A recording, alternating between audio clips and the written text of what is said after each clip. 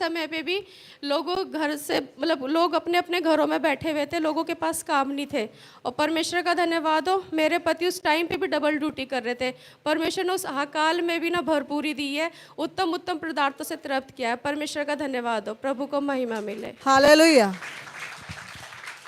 जब आप प्रभु के लिए कुछ करते हैं तो परमेश्वर आपको बहुत आयत देता है। हालेलुया। सारपत नगर की विधवा ने एक रोटी और थोड़ा सा मैदा जो होता है एक रोटी का, उसे रख रखा था संभाल करके अकाल के समय पे, और जो तेल था उसे संभाल कर रखा हुआ था।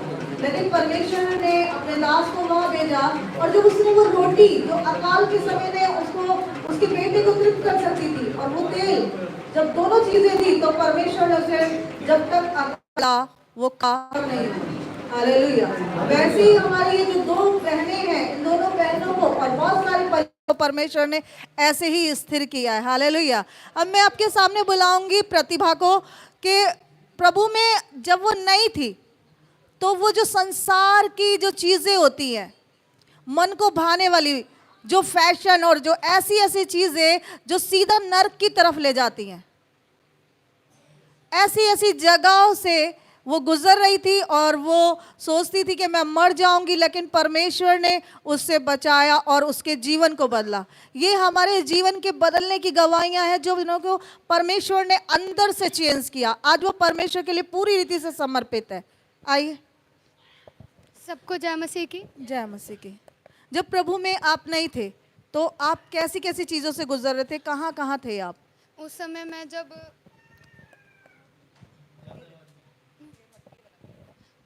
जब ऐसी कंडीशन थी, जब मैं बिल्कुल प्रभु से दूर थी, प्रभु के बारे में बिल्कुल पता भी नहीं था, क्योंकि मेरे खानदान में कोई मसीह में नहीं है।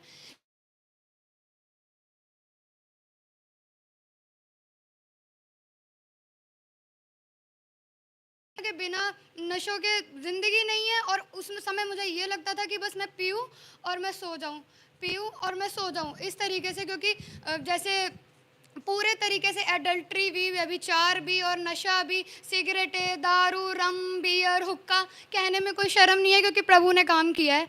और एक बात और अंदरूनी बात थी जो मैं किसी से नहीं करती थी, मुझे शर्म आती थी, पर ये परमेश्वर ने काम किया है। हाँ, मैंने गंदी फिल्में भी देखी है, मुझे इस चीज़ में कहने में कोई शर्म नहीं है, क्योंकि मेरे परमेश्वर ने मेरे जीवन को बदला है बहुत अद्भुत रीति से।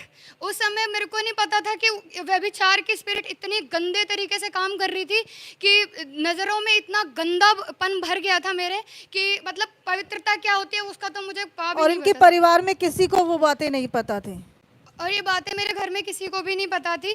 क्योंकि आज जब मैं उन्हें बताती हूँ तो वो हैरान होते हैं और आंखें खोल के देखते हैं कि परमेश्वर ने कहाँ उठाया।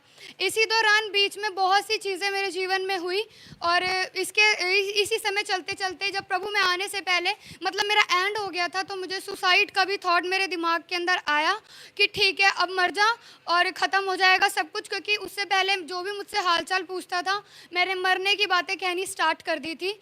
और कहते कहते बस ये चीज़ हो गई थी कि ठीक है, बस इतना था कि उस समय मैंने हाथ नहीं बढ़ाया था, पर मेरे मन पूरा तरीके से तैयार हो चुका था। और जिस टाइम मैं बिल्कुल बिखरी थी और टूटी थी, तब परमेश्वर ने मुझे उठाया। प्रभु को महिमा मिले इस चीज़ के लिए, प्रभु का धन्यवाद हो। और परमेश्वर ने मेरे घर वालों के मन को भी बदला, क्योंकि शुरुआती दौर आसान नहीं था, अकेली हूँ घर में बिल्कुल भी। और सच कहूँ तो बिल्कुल भी यकीन नहीं था कि इस समय यहाँ तक मैं मसीह में आ भी पाऊँगी, क्योंकि मेरे को उम्मीद नहीं थी कि मैं टिक पाऊँगी इतने दिन तक। पर परमेश्वर को महिमा मिले, उसने अद्भुत तरीके से जो योजना रखी थी परमेश्वर ने उस पर चलाया भी और बढ़ाया भी। प्रभु को महिमा मिले इस चीज़ के लिए। हालेलुया। हम ये देखते हैं जब हम परमेश्वर के पास आते हैं, परमेश्वर हमारे जीवन को बदलता है, हमारे खराब जीवन को। अगर हम परमेश्वर को छोड़ देते हैं तब हमारा जीवन कैसा होता है, तब हमारा जीवन कैसे मोड़ पर जाएगा ये आप सोच भी नहीं सकते। आप परमेश्वर को छोड़ देते हैं, लेकिन जिस दिन परमेश्वर ने छोड़ दिया, क्या कभी आपने सोचा है कि आपका क्या होगा? हमारा परमेश्वर हमारे जीवन को बदलने वाला है। हालेलुया। और आप बताएंगे कि आपके परिवार में कैसा माहौल था और आज आपको वो कैसे सपोर्ट करते हैं, आपकी बहन कैसे खड़ी रहती है जब आप चर्च आते हैं? पहले शुरुआती टाइम पे तो फर्स्ट ईस्टर था और घर वालों ने जाने के लिए मना कर दिया था, मुझे आज भी याद है।